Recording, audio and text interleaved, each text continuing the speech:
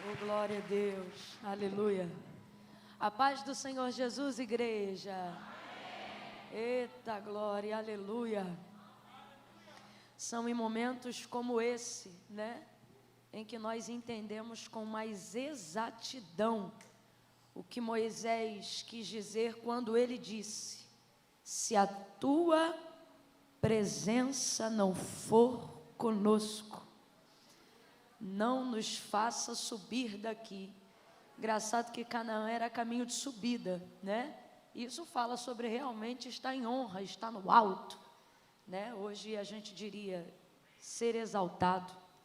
Mas veja, nem se for para subir, nem se for para chegar onde tanto se queria chegar, nem se for para realizar o sonho,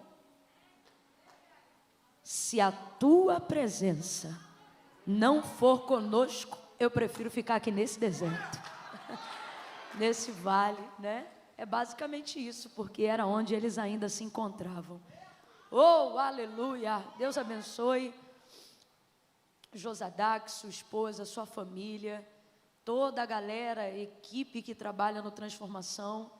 Eu não atendo esse evento por haver disponibilidade de data na minha agenda, eu atendo porque todas as vezes que eu venho, eu vivo um nível de transformação na minha vida.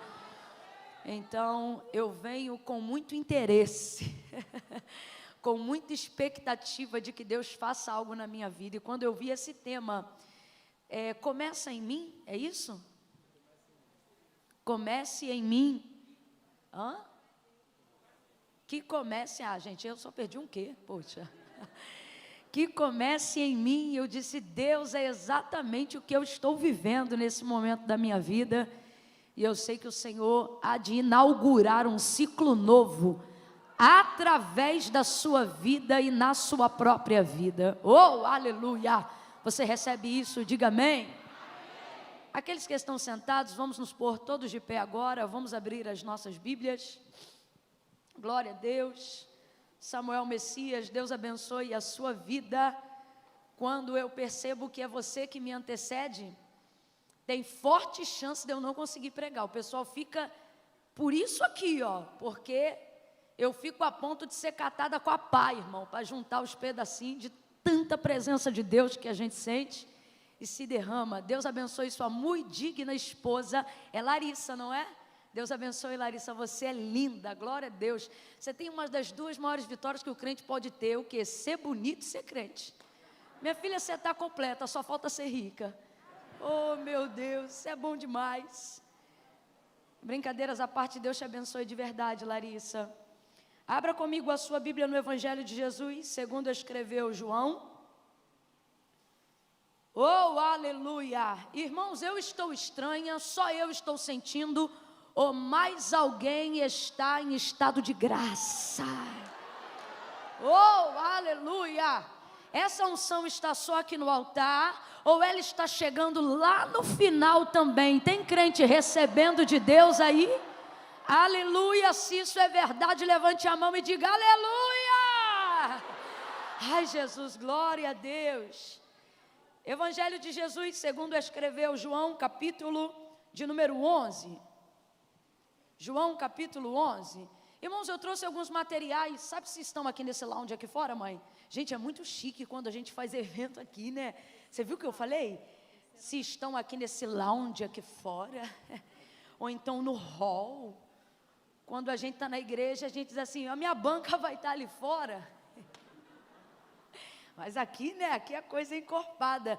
Terceiro andar, onde é terceiro andar? É um acima ou um abaixo? Eu não conheço aqui. Aí aqui mesmo, mãe, glória a Deus. Vai estar lá a queridinha delas, a bata do leão, toda cravejada, que é reta na frente e enviesada atrás. Para quê, Camila? Para criar o efeito chapa-barriga e afina a cintura. Diga aleluia. Vai estar a bata Tim também, aquela que combina com tudo, que foi pensada na cor cinza, justamente porque você pode fazer o que a indústria da moda chama de block color, que é jogar em cima de qualquer cor. Então assim, conhece uma amiga que não sabe combinar? Dá para ela, porque tudo que ela botar com isso vai dar certo, tá? E Camila, por que a manga é preta em corte e faca e o tronco cinza? Porque afina o tronco do busto até o quadril, diga aleluia. Aqui, meu irmão, é tudo pensado, é modo inteligente. E tem o queridinho delas, que é o vestidinho do leão, o tubinho preto, com o leão colorido, que vocês já sabem, se colocar um tênisinho, derruba 10 anos em qualquer idade. Se tiver 40, vão dizer que é 30, se tiver 30, vão dizer que é 20, se tiver 20, vão dizer mentira, tem 18, 17.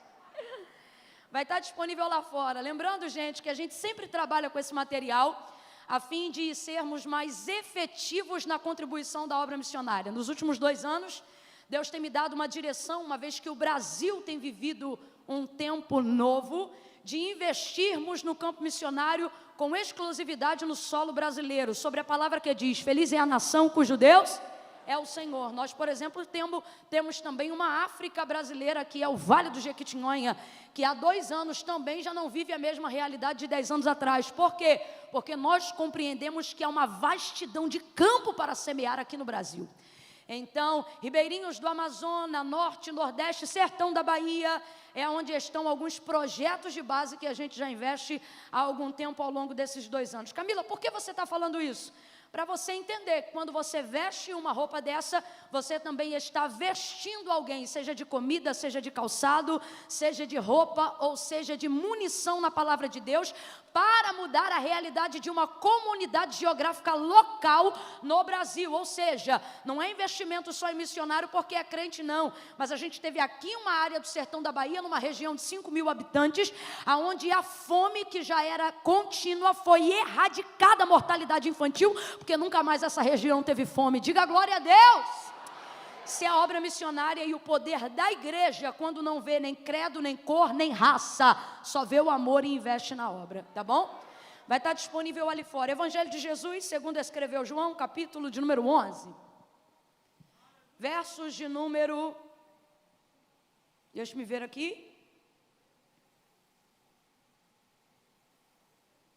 20 em diante. Oh, aleluia, Deus abençoe a ministração que nós recebemos, antes ainda do Samuel. Pastor, é Diego ou Diogo? Pastor Diogo Dantas. Que discernimento, que palavra, irmãos. Eu acho que eu não me lembro do terreno do nosso coração, antes de uma segunda porção da palavra de Deus, ser tão preparado, para que a gente pudesse receber mais um conteúdo, porque que palavra de discernimento, pastor Diogo, onde quer que o Senhor esteja, nós louvamos a Deus pela sua vida, glória a Deus. João, eu disse 10 ou 11, gente? Isso aí, versículos de número 20 em diante. Diz assim o texto: ouvindo Marta que Jesus vinha, saiu-lhe ao encontro, Maria, porém, ficou em casa. Disse Marta a Jesus: Senhor, se tu estivesses aqui, o meu irmão não teria morrido. Mas ainda agora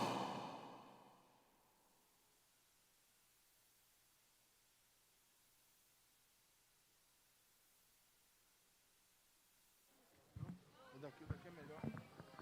Cadê? Me deu o...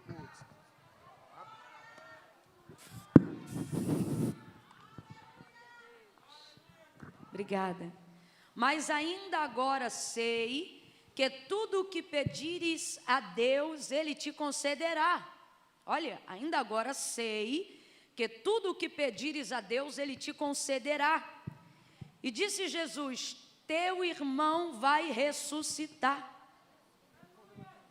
Em outras versões, teu irmão ressurgirá. E respondeu Marta: eu sei, diga comigo, eu sei. A conotação de Marta aqui é eu creio, então substitua momentaneamente eu sei por eu creio. Diga, eu creio.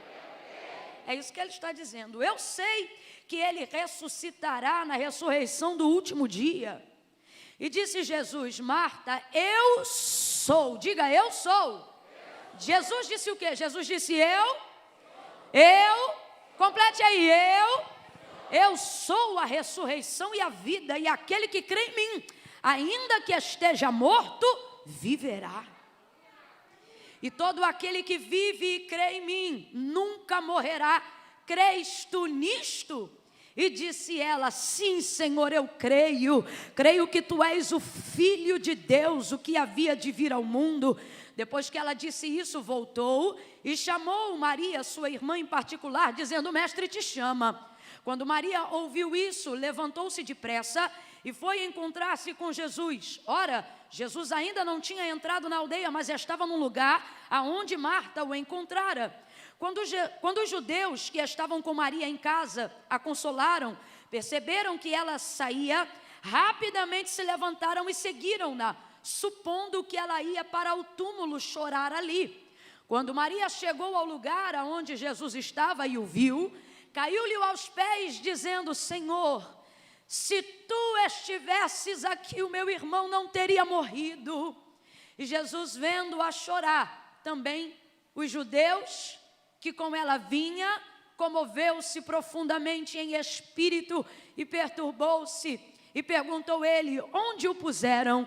E respondeu, Senhor, vem e vê. E Jesus chorou. Então disseram os discípulos, vede como amava. Mas alguns disseram, não podia ele, que abriu os olhos ao cego, fazer também que este não morresse?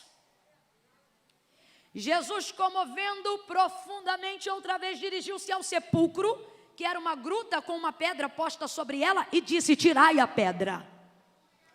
E disse, Marta, irmã do morto, Senhor, já cheira mal, pois é o 4º dia. Então Jesus lhe disse, eu não te disse que se creres, eu não te disse que se creres. Olhe para quem está ao seu lado e diga, você disse que cria. Está preocupado com o fedor agora, por quê? Olhe para quem está ao seu lado antes de concluir a leitura e disse, você tinha dito, lá no início, que acreditava.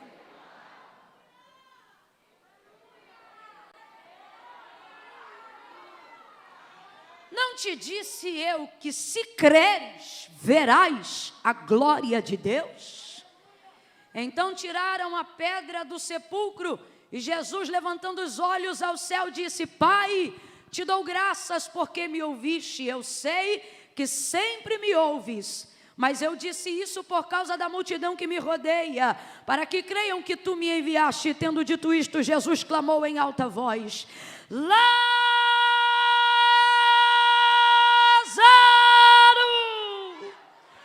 vem para fora.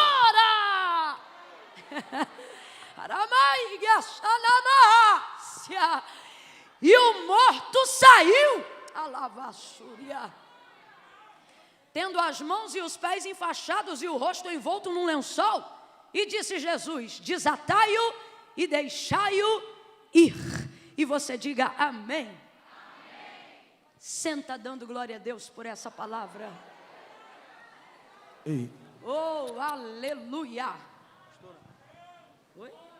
Glória, glória a Deus. Deixa eu te falar, eu acho que a dicção do sem fio está saindo melhor. Espera aí. Glória, glória, glória, glória. Você melhorou, só porque eu peguei de volta. Glória a Deus, aleluia. Aleluia. Oh, aleluia. Glória a Deus.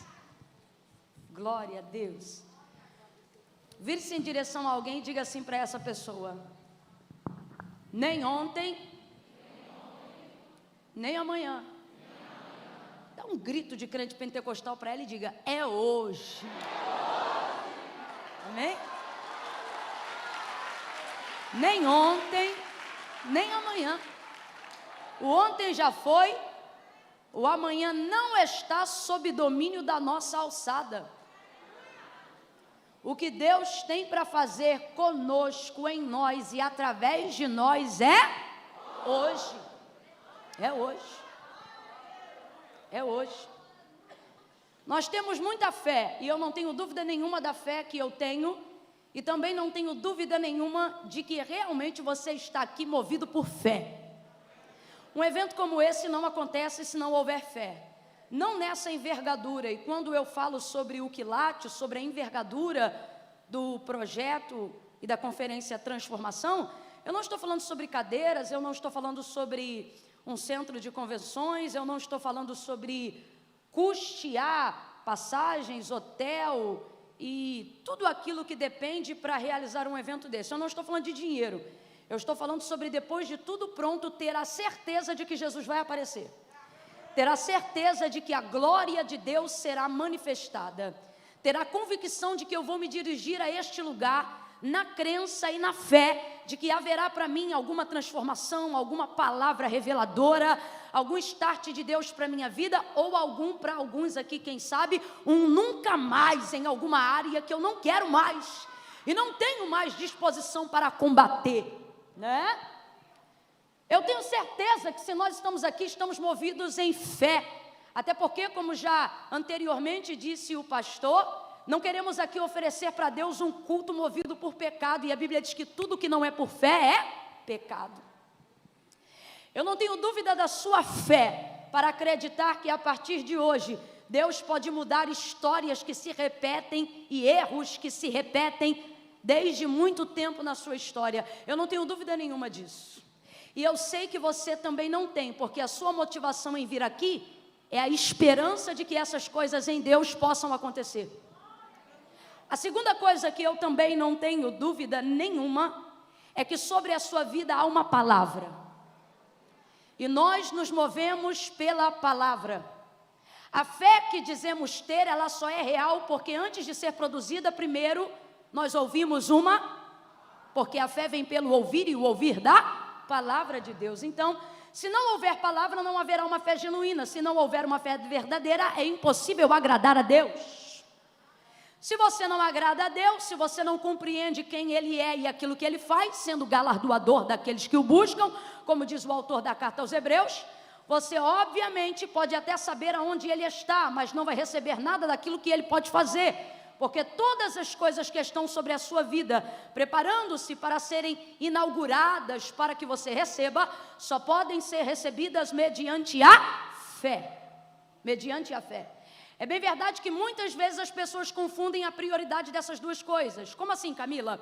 Elas têm palavra e têm fé, mas elas invertem a ordem da prioridade. Normalmente elas têm primeiro fé e depois procuram conhecer a palavra. Por isso a fé delas é uma fé muito emocional, muito inconsistente. É uma fé que só dura 2 horas de culto.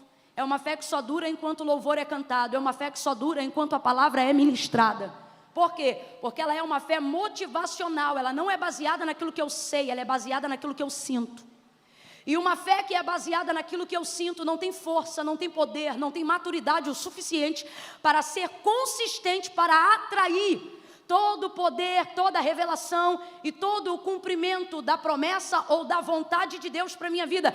Então, por isso, quando nós afirmamos aqui nesta tarde, dizendo assim, você precisa de fé para receber, a afirmação é exatamente essa. Você precisa de fé para receber, porque Deus não precisa da sua fé para fazer.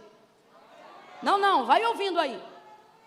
Sou eu que preciso de fé para receber o que Deus já fez. Deus não precisa da minha fé para ter poder para fazer nada. Se eu creio, Deus pode. Se eu não creio, Ele continua podendo. Se eu acredito, Ele faz. Se eu não acredito, Ele continua fazendo. Agora, e por que eu preciso então de fé para receber? Porque Deus não precisa da minha fé para ter poder de fazer, mas Ele só revela o poder daquilo que Ele fez na vida de quem crê.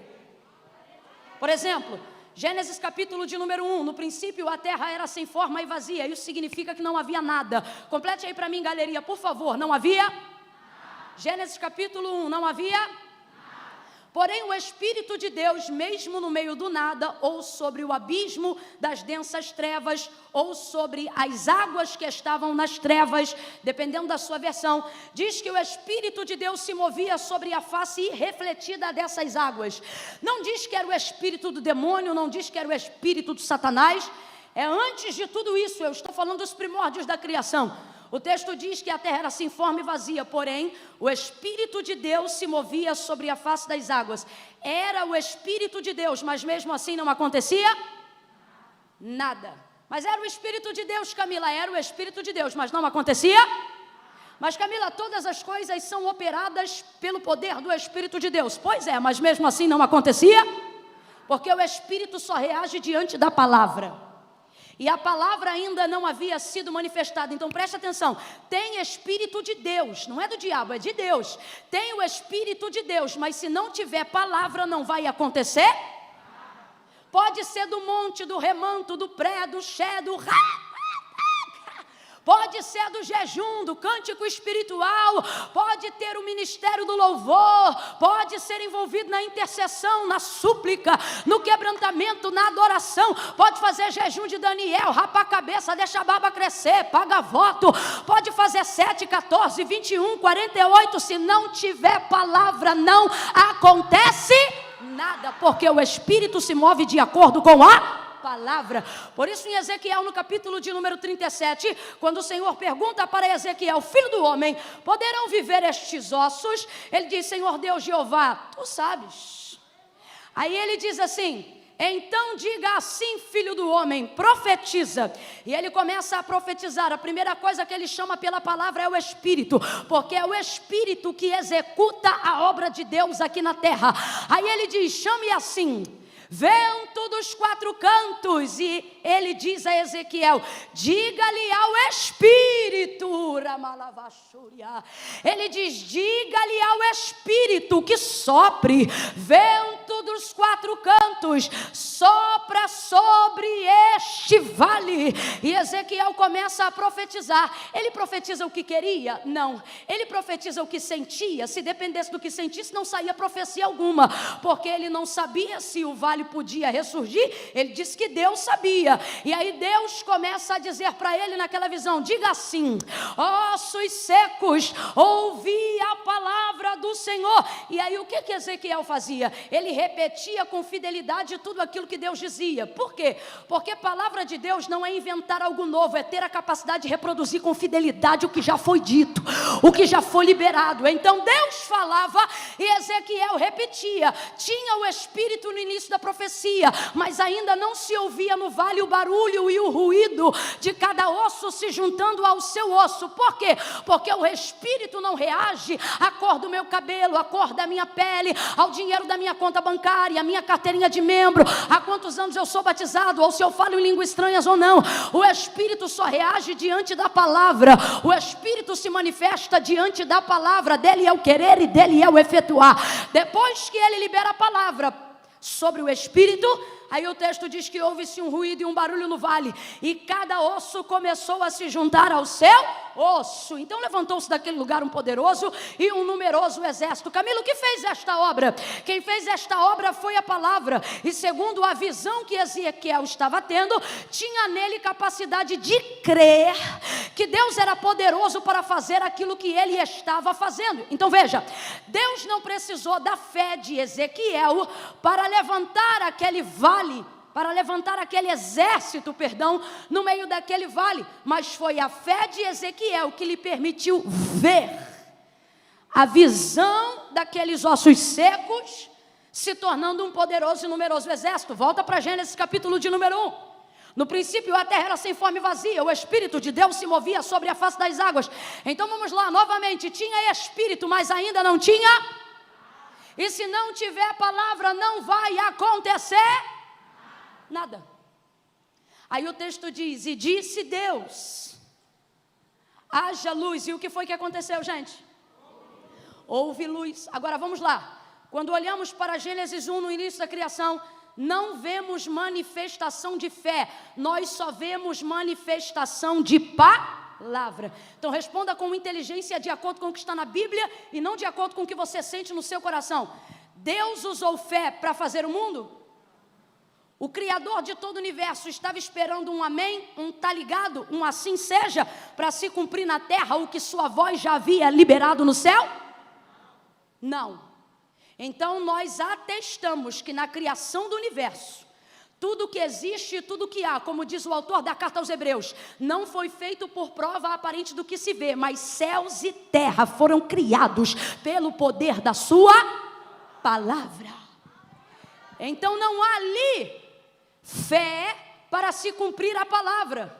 Camila, o que você está dizendo? Estou dizendo que Deus não depende da minha fé para fazer absolutamente nada.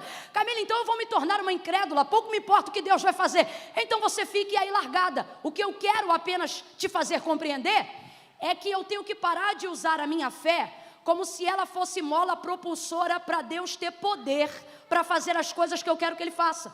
Porque senão eu nunca vou encontrar em mim fé o suficiente para gerar todo o poder que Deus tem. E o que está acontecendo? Está acontecendo que a maioria de nós, juventude ou não, mas todos cristãos, estamos invertendo a prioridade do uso da fé. O que isso significa? A gente tem fé, mas por usar de maneira errada, a gente não vê o milagre.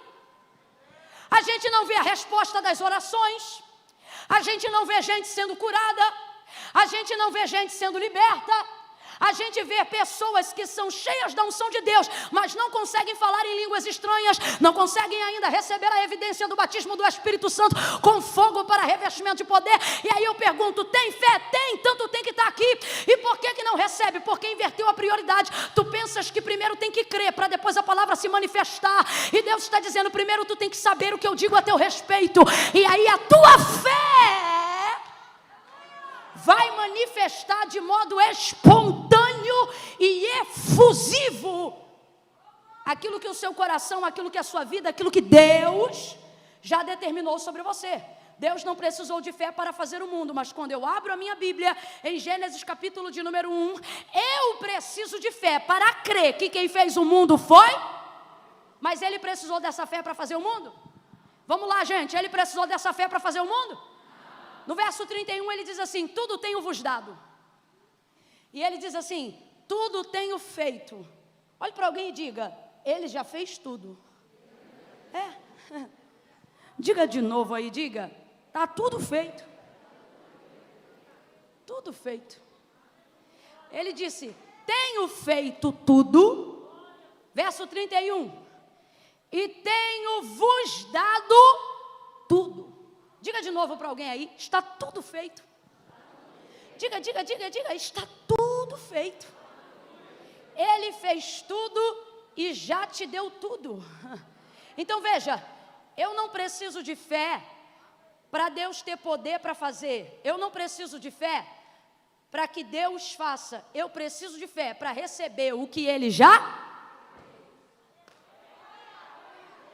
Deus está dizendo aqui, e se eu te disser que tudo que você almeja e todas as palavras que eu já liberei sobre a sua vida, elas não estão reservadas para você no futuro, elas estão reservadas para você no agora. Camila, se isso é uma verdade, por que eu não recebo? Porque sua fé é emocional, e ela não caminha de acordo com o que você sabe, ela caminha de acordo com o que você sente, e isso arrebenta a tua vida. Você nunca parou para se perguntar? Tu tens palavra, tens sobre a tua vida uma promessa, e também tens fé em Deus que lhe fez a promessa, para que cumpra a promessa que lhe fez, mas por causa de uma fé que hoje está bem e amanhã está mal, por causa de uma fé que só se move de acordo com o que sente, não de acordo com o que sabe, você vive oscilando na crença do que já havia Deus dito que faria, ou que já havia deixado pronto para você. E por que isto acontece? Porque estamos deixando as nossas emoções governarem as nossas decisões. Enquanto você for guiado pelos seus sentimentos, você será imaturo. Enquanto você for guiado pelos seus sentimentos, seu lugar na fila não muda. Enquanto você for guiado pelos seus sentimentos, você vai oscilar emocionalmente e espiritualmente. Enquanto você for guiado pelos seus sentimentos, você não viverá uma vida progressiva. Hoje Deus está dizendo para alguém, não importa o que você sente, importa a consciência do que você sabe. Se você entender o que Deus disse a seu respeito, e se trouxer sobre a tua vida a palavra que Deus disse a seu respeito, você não precisa correr atrás de bênção. São as bênçãos que vão te perseguir até te alcançar. Ele olhou para o Ebal e determinou a maldição quando entregou a lei. Olhou para o Gerizim e entregou a bênção. E ele disse, se vocês ouvirem, se vocês atenderem, se vocês obedecerem os mandamentos, que significa a palavra que hoje o Senhor Deus libera sobre vocês, Ele diz, eu farei. Olha para quem está ao seu lado, diga: você não faz nada. Não, você precisa dizer isso. Diga de novo, diga: você não faz nada. Porque tem gente aqui com gastrite nervosa. Tem gente aqui tendo queda de cabelo. Tem gente aqui que só engorda, outros que só emagrecem. Não por causa do seu biotipo, mas porque a ansiedade é como um comichão. É como um bicho carpinteiro que está te roendo até os ossos. Porque você se lembra da palavra, acredita na promessa, mas acha que tem que fazer alguma coisa para cumprir aquilo que Deus falou. E Deus está dizendo: você não faz nada, quem vai fazer sou eu. Você não tem força nem capacidade para fazer nada, quem vai cumprir sou eu. Mas por que eu fico agoniada? Porque eu não me atento com exatidão para aquilo que Deus disse. E deixo todas as minhas ações e decisões e escolhas serem governadas por aquilo que eu estou sentindo naquela hora. Só que Deus trouxe gente hoje aqui para dizer: ei, se você lembrasse, e se você trouxer ponto a ponto, o que foi que eu disse que faria?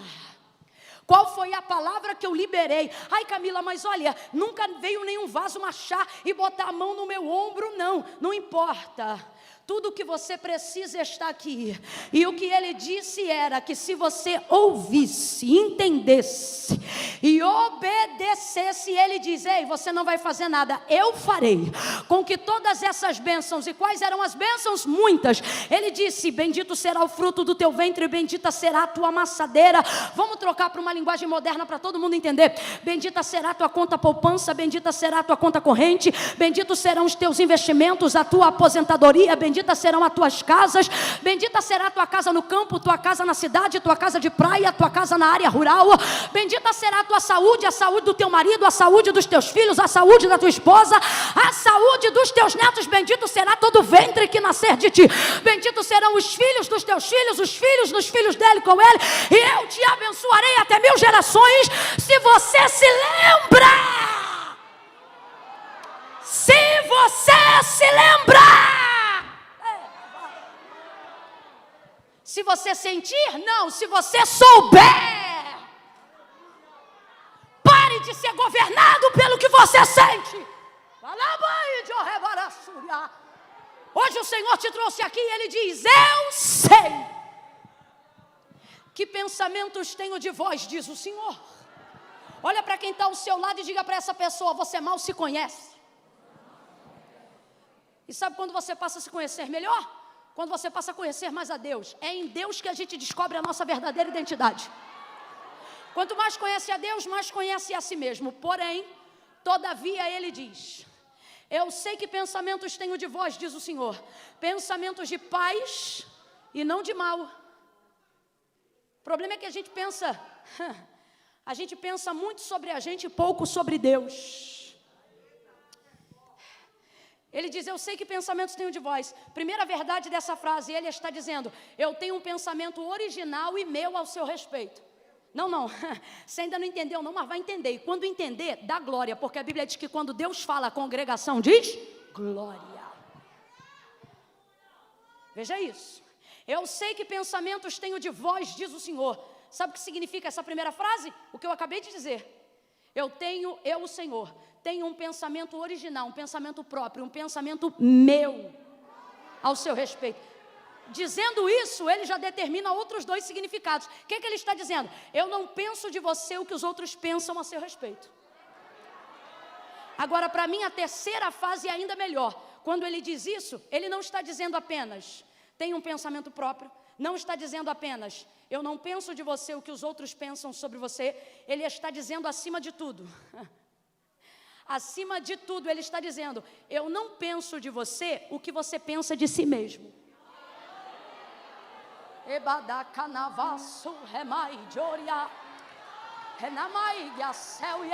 Ele está dizendo: eu tenho um pensamento meu, e o que você pensa a seu respeito não intervém o pensamento que eu tenho, não intervém o plano que eu executei, não intervém aquilo que eu determinei para a sua vida. Eu tenho um pensamento meu. Sabe o que ele está dizendo? Eu já tinha esse pensamento antes de você saber quem você era, porque quando tu ainda era maçã informe no ventre da tua mãe, ali eu já te conhecia.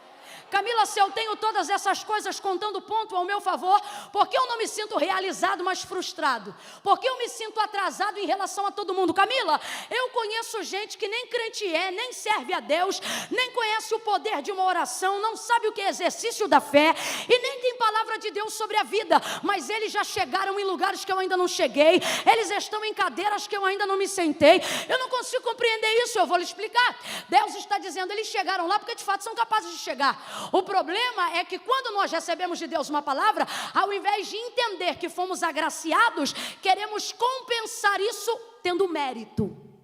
Ouça isso. Porque nos achamos tão indignos de termos recebido da parte de Deus uma palavra, e é verdade que somos, que ao invés de entender que foi graça, favor e merecível, começamos a fazer uma série de coisas, achando que a gente tem que se posicionar para fazer o que Deus disse que ia fazer. Só que foi Deus que disse que ia fazer, e a responsabilidade de cumprir uma promessa não é de quem a recebe, é de quem a faz. Quem está entendendo, diga amém. Mas a gente faz igual Abraão, a gente faz igual Sara, que pensa, ora, sou de cabelo branco, sou estéril, a vida dela é contrastante e totalmente descondizente com a realidade da promessa que foi feita. Veja bem, Deus quando levanta Abraão, eu vou voltar lá para João, mas preste atenção, Deus quando vem para Abraão, ele lhe faz uma promessa ligada à paternidade, ele faz a Abraão uma promessa ligada a filhos. Só que Sara já era consciente de sua esterilidade, porque tinha anos e anos de casada e não dava filhos a Abraão. Então quando ela ouve a promessa, ela ri e ela pensa, vou fazer alguma coisa para fazer cumprir isso. Por quê? Porque se depender de mim não vai cumprir, porque eu sei que eu sou estéril. Agora, atente-se para o tipo de palavra que Deus liberou sobre a vida de Abraão: paternidade, nação, multidões, filhos, hereditariedade. Mano, não, presta atenção, olha o que ele está dizendo. Abraão, tenta contar as estrelas do céu, se é que as pode contar. Aí ele emenda, tenta contar os grãos de areia que se espalham sobre a terra, se é que podes contar. Não dá para contar, né? Assim como você não pode contar as estrelas que povoam os céus, assim como você não dá conta dos grãos de areia que estão no oceano, assim eu vou multiplicar a sua descendência. Peraí, será que Deus não sabia que Sara era estéril? Sabia ou não sabia? Sabia ou não sabia? Essa promessa é discrepante, sim ou não? Sim ou não? Só que Deus não precisa da fé de Abraão para fazer cumprir. É Abraão que precisa de fé para receber o que Deus quer fazer. Escute isso. Sara pensa que tem que fazer alguma coisa, porque é a nossa mania achar que recebeu uma palavra e tem que fazer cumprir, porque o pecado que habita em nós diz o tempo todo que a gente não é digno. Então, de vez de receber a graça de Deus, a gente quer compensar o que não merece e diz, eu tenho que trabalhar, eu tenho que fazer isso. Aí vem gastrite, queda de cabelo, perturbação, briga com o marido, briga com os filhos, briga com os pais, porque tua mente está funcionando numa voltagem terrível para tentar fazer cumprir uma coisa que você nunca terá capacidade de fazer. E é aí que está a segunda parte da história. Qual, Camila? É que por receber de Deus uma palavra, você se acha. Você pensa que você é queridinho de Deus. Não, Deus tem um negócio assim comigo. Não, onde eu chego, Deus fala comigo. Não, olha, se eu chegar, Deus usa os vasos. E não, a palavra vem, eu sei que, Deus tem um negócio assim comigo. Deus está dizendo, meu negócio assim é com a palavra. Por isso Jesus disse, se vós estiverdes em mim, as minhas estiverdes em vós, pedireis o que quiserdes no meu nome, vos será feito. Só que a gente começa a pensar que por ser muito especial recebeu de Deus uma palavra. Não que nós não sejamos, mas a verdade é que quem recebeu de Deus uma palavra para chegar em um lugar onde não teria capacidade normal de chegar, não é porque ele era especial, mas é porque Deus viu que ele não tinha nada. Então, ao invés de ficar vaidoso, achando eu sou vaso, ao invés de andar por aí dizendo, me respeite que eu tenho promessa, ao invés de olhar para os outros e dizer, você não sabe com quem você está falando, você deveria andar pela rua dizendo: certamente bondade e misericórdia me seguirão, e habitarei na casa do Senhor por longos dias. Por quê? Porque na verdade você não foi escolhido para ser alvo de uma promessa, porque você é, porque você pode, porque você arrebenta. Se ninguém nunca te disse isso, hoje a palavra de Deus revela. Você não sabe porventura que Ele escolheu justamente aqueles que não são. Sabe por que o glória diminui? Porque a tua vaidade é confrontada. Sabe por que tem gente que já chegou em lugar que não tem Deus e chega? É porque eles conseguem chegar sozinhos, mas você não. Você não. E se isso te humilha, tu já começou a entender o caminho. Mas se isso te leva à depressão, então você ainda não entendeu a finalidade do caminho. Ele está dizendo: ei, eu fiz isso porque quando eu olhei para você, vi realmente que tu não tinha capacidade de pregar, vi que tu mal sabia cantar, vi que tu não tinha os instrumentos certos, parece que tu nasceu numa família errada. E quando tudo gerava ao contrário da realidade, eu disse: ali, quando eu fizer, vai ficar claro que fui eu, vai ficar claro que foi a minha mão, porque Ele escolhe as coisas que não são para confundirem as que pensam ser. Ele escolheu as coisas fracas para confundir as fortes. Ele escolheu aquelas que parecem confusas para confundir as sábias. Meu Deus, coloque alguém no lugar que deve estar, não para humilhar, mas para receber aquilo que Deus já liberou, e diga para essa pessoa: você não é. Ficou sem graça? Diga aí: você não é. Não, você está falando, eu quero que você grite. Tá bom? Eu vou contar de 1 a 3, você vai dizer: você não é tudo o que você pensa que é. Se eu não sou tudo que eu penso que eu sou, por que eu estou vivendo o que eu estou vivendo? Porque quem é se manifesta em quem não é. Quem faz se manifesta em quem não faz. Quem pode se manifesta em quem não pode. Então é por isso que à medida que Ele faz, você não pode dizer eu sou. À medida que Ele faz, você deve dizer Ele é, Ele é, Ele é, Ele é. Eu vou contar de 1 a 3 e você vai confrontar alguém aí agora. E você vai dizer para esta pessoa: você não é tudo o que pensa que é. Camila, tem que gritar? Tem, mas eu não gosto de gritar. Então da próxima vez se inscreva numa conferência não pentecostal, porque essa aqui é pentecostal até o tutano. Quando eu disser 3, olhe para quem está ao seu lado e diga: você não é tudo que pensa que é. É 1, é 2, é 3, vai! E é por isso que Ele te escolheu, porque você é campo aberto para Ele realizar tudo o que Ele quer realizar, para Ele fazer tudo o que Ele quer fazer. Quem acredita nisso, reaja. Eu não sou, mas Ele é. Eu não tenho, mas Ele tem. Eu não posso, mas Ele pode. Eu não entro, mas Ele entra. Quando a porta está fechada, Ele é a chave. Por isso Ele me escolheu. Sua família é discrepante. Sua inteligência não é tão eficaz quanto você pensa. Todavia Ele te escolheu, mas hoje Ele me trouxe aqui para dizer: pare agora de tentar fazer cumprir aquilo que só eu posso fazer na sua vida. Ei, para.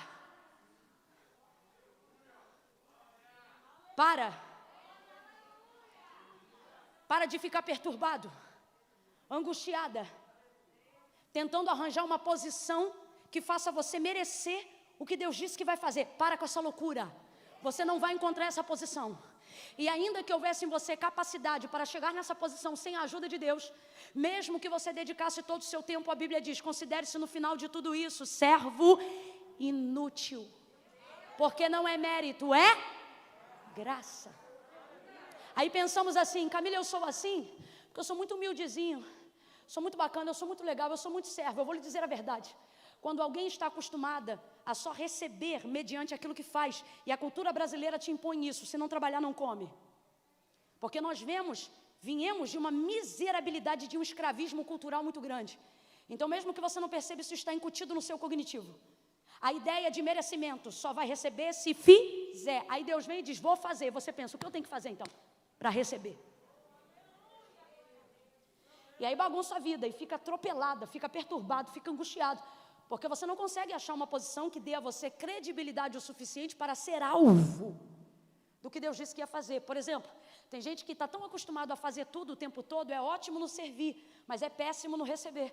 Porque de tão acostumado que está a servir, um exemplo, tem irmãs que você vai na casa delas, ou irmãos, que eles estão tão acostumados para servir, que quando você vai na casa deles, eles botam a mesa, café, comida, cuidado, carinho, né? Cadeira tá boa, quer usar o banheiro. Meu Deus, eles são príncipes na recepção. A gente chega a se sentir constrangido com tanta bondade, mas a gente senta, toma o café, e se a gente tentar pegar uma xícara para ir para a cozinha para lavar, alguém até grita, tire a mão daí. Sente aí, não faça nada, eu quero que você descanse, eu quero que você desfrute. Agora, quando você leva uma dessas pessoas que estão acostumadas com a mordomia do serviço, na sua casa, a fim de honrá-las, olha a dificuldade que elas têm. Você está ali com a mesa posta, ela senta, até come. Quando você começa a retirar a mesa, olha para trás, ela já está na cozinha com você. Aí você diz, não precisa, ela já abriu a bica, está com detergente na esponja, já está lavando. Aí você diz, tire a mão daí, ela não tira. Terminou de lavar a louça, volta para a mesa. Quer que eu tire a mesa? Não, tire a mão, não quero. Ela já tirou. Aí daqui a pouco a criança brincou, sujou um farelo, jogou alguma coisa ali do lado. Aí alguém já vem a dona da casa vem com a vassoura para juntar e ela já foi na área de serviço e pegou a pá e a sacola. E diz, olha, está aqui. Aí você diz, fulano é tão humilde. Não, se você avaliar, a realidade não é para atestar humildade nisso. Não que também não seja, mas a maior realidade presente, incutida tão profunda na mentalidade que as pessoas não veem, é que na verdade ela não faz isso só porque quer servir. Ela faz isso porque seu orgulho é tão grande que duas coisas acontecem. Primeiro, ela nunca se acha digna de receber. Então fazer alguma coisa enquanto recebe é uma forma de pagar. Pagar a comida, pagar o café, pagar a recepção. Segunda coisa, o orgulho dela velado de humildade é tão grande que na verdade ela não consegue enxergar que no fundo, quando aquele dia acabar, ela quer ir embora para casa, agraciada porque recebeu uma honra, mas não tão agraciada assim. Ela quer saber que fez alguma coisa, para no fundo você sempre ter em sua mente que serviu, que a ela você não deve.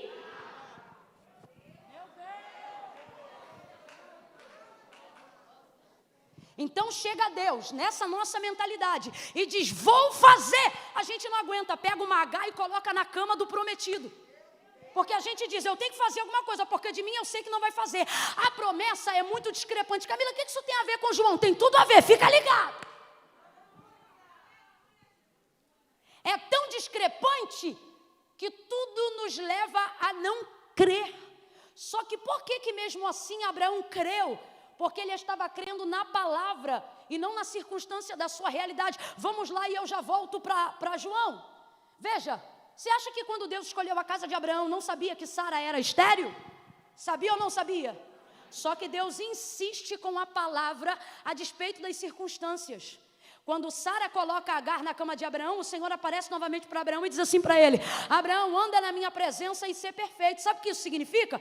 O homem não pode ser perfeito em todo o seu padrão de moralidade e forma de viver. Como disse aqui o pastor, por isso Davi orava e ele dizia, expurga de mim os pecados que são ocultos, porque tem mais pecados do que eu tenho consciência de pedir perdão.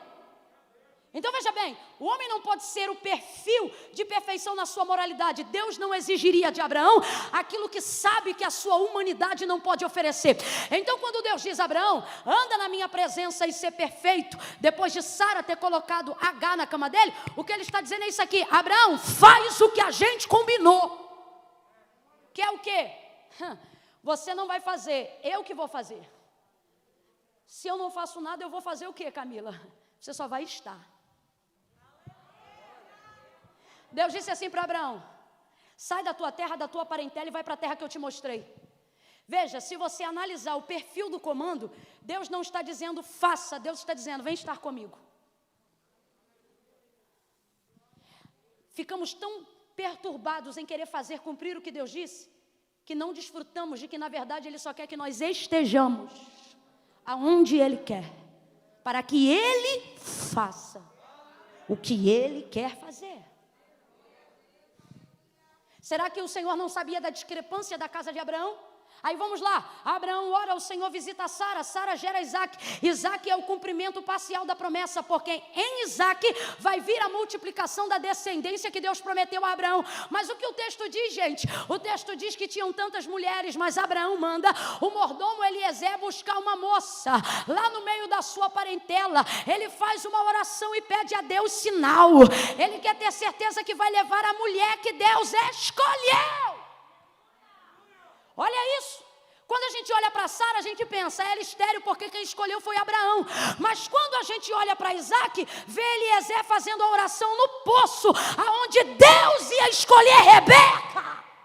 Camille, por que você está falando isso? Para você se lembrar que a promessa da casa de Abraão é de multiplicação e descendência, e ela ia agora se cumprir em Isaac. Isaac podia casar com qualquer mulher do mundo, mas ele casou com uma mulher que a Bíblia diz que era... Você está de brincadeira comigo?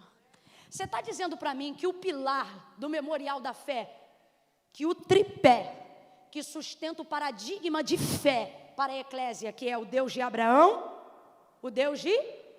e o Deus de... todos eles tinham uma vida discrepante no que tange a circunstância do cumprimento da promessa? Aí você pensa, Camila, deve ter sido coincidência, vamos tentar mais um pouco. Aí o texto diz que Isaac ora e o Senhor visita Rebeca, e Rebeca gerou tanto que gerou 2. De seu ventre sai Jacó e Esaú. Esaú arrebentou a boca do balão, fez muito filho porque não casou só com uma, mas se envolveu com vários. Dele saiu uma tribo e uma nação, mas Deus disse, eu não quero Esaú, eu quero...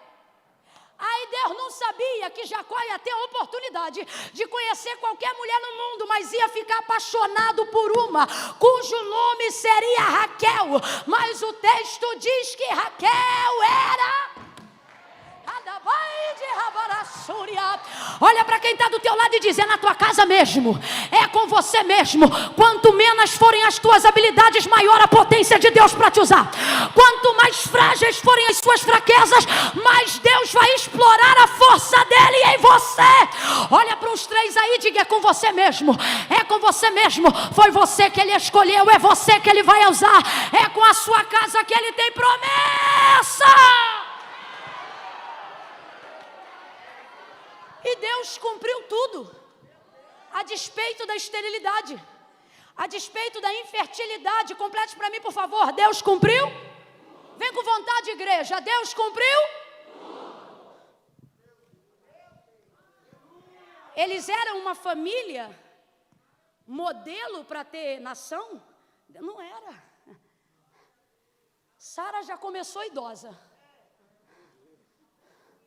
Madavai de Rauavassel e Acamba. Só que a Bíblia diz que Abraão foi fortalecido na fé dando glória a Deus. E por que ele dava glória a Deus? Porque ele se lembrava daquilo que Deus faz. Quando você tem a palavra, suas circunstâncias e seus sentimentos não significam absolutamente para Deus nada. Pelo contrário, eles são a mola propulsora que Deus se assenta para poder fazer o que Ele vai fazer. Camila, então, se tudo isso é verdade, se eu tenho de Deus a palavra, se sobre mim é uma promessa, e se em mim também há uma fé, por que isso ainda não aconteceu? A maioria das pessoas que estão aqui, a maioria, sem medo de errar, colocam no tempo de Deus a culpa da sua incredulidade de ainda não ter visto cumprir o que Deus disse que ia fazer. A maioria das pessoas aqui que ainda não receberam o que em tese já deveriam ter recebido, dizem assim, é porque não está no tempo. Só que na verdade não é tempo, é incredulidade. Porque no ministério de Cristo você não vê o protelar de obra nenhuma. No Antigo Testamento sim, mas no Novo Testamento não. Você vê a execução imediata de toda a obra, porque era sobre o nome de Jesus. Por exemplo, você vê Jesus chegando aonde havia o paralítico no tanque de Betesda, dizendo para ele, tu queres ficar sã?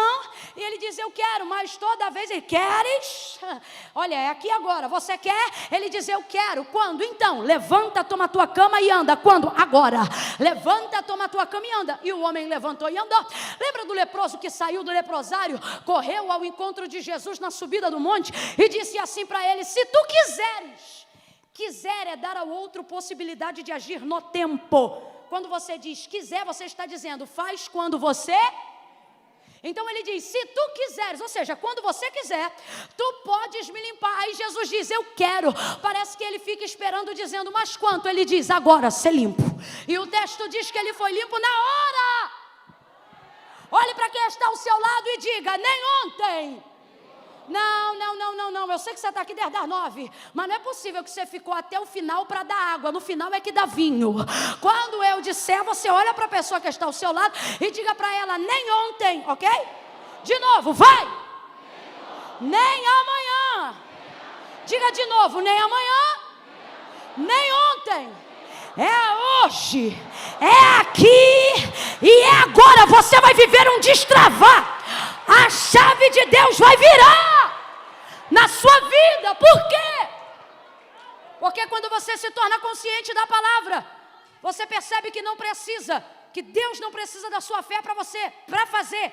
É você que precisa da sua fé aqui e agora para que Deus te dê aquilo que Ele já fez. Ele já havia decidido, vou ressuscitar Lázaro. Está escrito versículos acima. Ele disse, vou ressuscitar Lázaro.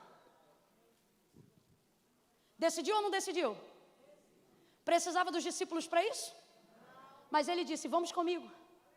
Eles não queriam ir, ele insistiu, vamos. Vou perguntar de novo, precisava de algum dos discípulos para fazer a ressurreição? Algum deles ressuscitaria Lázaro? E ele queria o apoio ou a opinião de alguém para saber se ele ressuscitaria Lázaro? Também não, mas mesmo assim ele disse, vamos comigo. Senhor, se ele dorme, vai despertar. Não, ele morreu, mas vamos comigo, porque eu vou ressuscitá-lo. Preste atenção. Quando ele chega na aldeia de Betânia, Marta vê que ele chega e diz assim, se tu estivesses aqui, passado, estivesse, conjugação do passado. Ela está dizendo, se tu estivesses aqui antes, meu irmão não estava morto agora. Quem está entendendo, diga amém. Se tu estivesse, passado, se tu estivesse, ela está dizendo, eu até queria que tu estivesse, mas eu queria que tu estivesse. Ouça isso. Responda para mim o que respondeu para os discípulos. Jesus precisa de Marta para ressuscitar Lázaro? Ele precisa da opinião dela para tomar a decisão dele? Não, ele já disse lá em cima, eu vou ressuscitar. Mas ele incentiva a fé de Marta e ele diz, Marta, teu irmão vai ressuscitar. Por quê? Porque Marta tem fé, mas só funciona no passado. Ela diz, eu tenho fé, só tinha fé para o Senhor fazer antes. Se tu estivesses aqui, tem gente que usa a fé, mas diz, se eu tivesse conhecido Jesus antes, se eu tivesse terminado a faculdade naquela época, se eu não tivesse parado a carteira de habilitação naqueles dias, você crê em Jesus, mas só fica usando a sua fé no passado, e fé no passado não move. Aí ele anima a fé de Marta e diz assim, Marta, teu irmão vai ressuscitar. Quando ela ouve vai, ela sai do passado e vai direto para o futuro. Errou de novo. Porque fé no passado não resolve nada. E no futuro também não. Camila, mas fé não é expectativa? É a expectativa de que Deus vai fazer no futuro quando você acredita no... Isso aí. Aí ela tira a fé do passado e bota lá no presente, Samuel. Eu creio. Olha isso. Você vê, ela tem fé. Mas se não for usada do jeito certo... Ela pensa que Jesus está falando da ressurreição do último dia. Aí ela diz, eu sei, naquele grande dia. Aí Jesus é o único homem em toda a humanidade que pode conjugar o verbo no passado, no presente e no futuro. Ele poderia olhar para ela uma vez, de que o cordeiro já havia sido entregue antes da fundação do mundo. Ele poderia dizer, Marta, eu fui a ressurreição e a vida, mas isso não mudaria a vida de Marta, porque fé no passado não resolve. Ele também poderia conjugar se ele quisesse, porque o cordeiro evidenciaria a sua entrega agora no madeiro. Ele poderia ter dito, Marta, conjugando no futuro, aonde a fé dela havia se transportado, eu serei. Oh, faz um som de ressurreição, filha, um som de ressurreição. Camila, eu não sei como é que é isso, vai saber agora. Cadê a bateria? Cadê a bateria? Eu quero muitos pratos para a ressurreição do que Deus vai fazer agora. Oh, isso aí. Eu senti que alguma coisa ressuscitou. Faz de novo. aquele negócio que você... Camila, eu estou sentindo alguma coisa. Sabe o que você está sentindo? A sua fé indo para o lugar certo. Chega de ficar preso no que não pode mais ser mudado. O abuso que você sofreu não pode mais ser mudado. Quem te tocou indevidamente não vai te tocar nunca mais. Porém, não pode mudar o que já foi tocado. Alguém pode ter tocado na sua virgindade, roubado a sua fragilidade, e você só vem falar com Deus dessas coisas do passado. Eu entendo, só que você está presa lá, está preso lá, porque tem rapazes aqui que também foram tocados em áreas que não deveriam. E você diz: se Deus estivesse comigo lá, se Deus tivesse me ajudado lá, se Deus tivesse impedido aquilo lá, Ele poderia ter dito: eu fui. Aí Ele diz: eu tenho uma obra na sua vida. Aí você diz: Deus, me tira de lá, porque eu quero chegar ao que o Senhor tem para mim. Eu quero viver o que o Senhor tem para mim. Eu acredito que o Senhor tem cura para mim, renovo para mim, vitória para mim. Mas também não acontece nada. Por quê? Porque você só fica lá no futuro. Ele poderia hoje aqui dizer: eu serei, e abençoar o seu futuro. Mas Ele não quer reter você no passado, e nem quer te fazer esperar o futuro. Ele quer que você viva isso agora. Então, podendo dizer eu fui, não disse eu fui. Podendo dizer eu serei, não disse eu serei. Ele disse: eu sou. Presente. Marta, eu sou. Eu sou. Eu sou a ressurreição e a vida. Ô Josadak, fica tranquilo.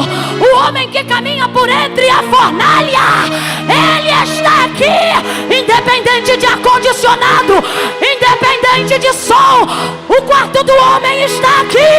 Aquele que caminha entre o fogo está aqui, está aqui. E ele diz: eu sou. Ele diz: eu sou. Nem fui, nem serei mais para ti. Ele diz: eu sou. Vai ressuscitar. Ressuscitar. Ressuscitar. Amigo Lázaro, você vai ressuscitar.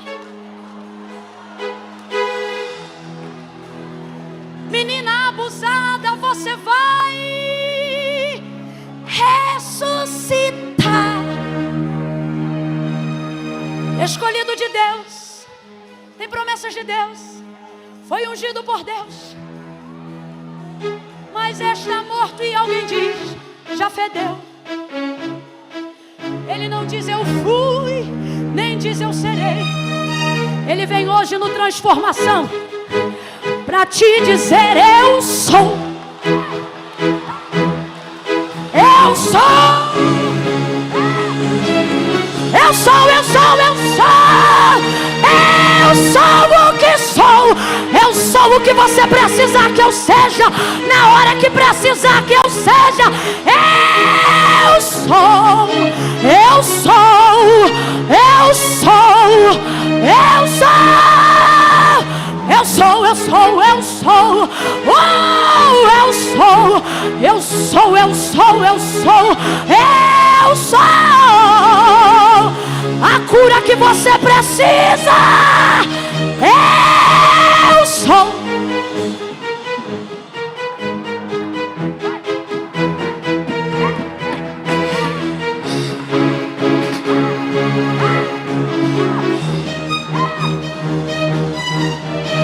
Eu sou.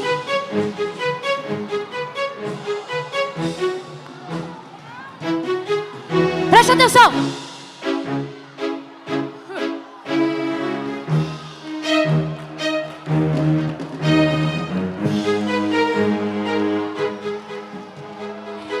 Segura só um pouquinho, rapazes.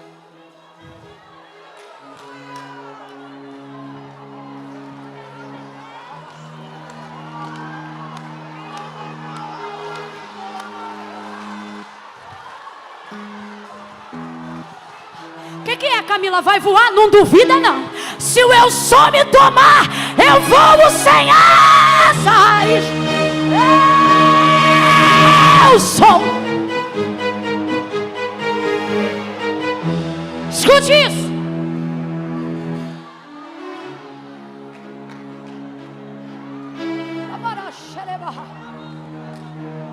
Escuta. Josadak, você ouviu o que eu te falei? Te mandei um recado aqui.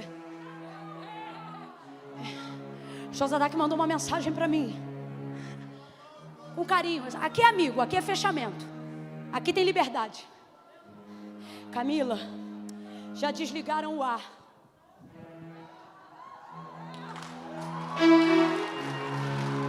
Não. Sim, nós vamos terminar.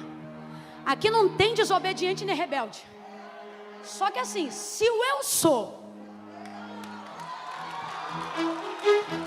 quiser mandar o quarto que anda no meio dos três, vai vir alguém ali na porta dizendo assim, ó, mandaram mandaram deixa. E vai dizer, que é isso? Que é isso que está acontecendo aí dentro? Eu não tenho coragem de parar aquilo que Deus vai começar. Relebarai de canta, relebaracanda, seja renovado, seja ressuscitado.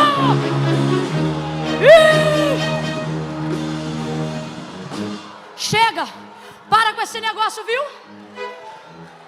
Se quando tu tem de Deus uma palavra, tens em Deus fé, mas você só fica nessa.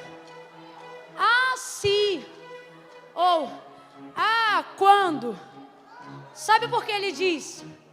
Ao invés de dizer fui ou serei, mesmo podendo, ele diz eu sou, porque ele está dizendo, Marta, nem ontem, nem amanhã, ele vai levantar agora. Hoje é muito tempo. Ele vai levantar. Bota a mão no seu coração, porque é ele que precisa hoje. Desculpa. Na efusão falei errado. O coração precisa sentir certo. E a única maneira de você sentir certo é você sabendo do jeito correto. Bota a mão na cabeça. Chega de ser governado pelas emoções. Fecha os olhos. Comece a orar aí aonde você está agora. Eu vou te ajudar. Só feche os olhos e não pare de interceder. Aonde você estiver, embaixo da galeria, lá em cima no ponto, não importa. Diga, Senhor, eu não quero mais, Senhor. Vai falando com Deus aí. Ser governado pelas minhas emoções. Eu estou debaixo de uma palavra. Eu não quero ser governado pelo que eu sinto, mas pelo que eu sei. Porque o coração é enganoso, mas o Senhor é verdadeiro. A partir de hoje, Senhor, Tu tens liberdade em mim. Eu sou uma terra vasta, um campo fértil, para o Senhor cumprir toda a sua vontade na minha vida. Entendendo que nada de tudo aquilo que o Senhor poderia ter feito ou que o Senhor deixou de fazer no passado, nada do que aconteceu ou deixou de acontecer vai me impedir de viver o que estou a viver hoje, aqui e agora. Eu repreendo toda âncora que te prende no passado e repreendo toda a etapa que você quer queimar no futuro, e declaro sobre a tua vida agora em nome de Jesus. Diga comigo, em nome de Jesus. Diga, fé no agora. Um beijo no seu coração, Deus te abençoe. Aplauda por esta palavra. Aplauda o eu sou.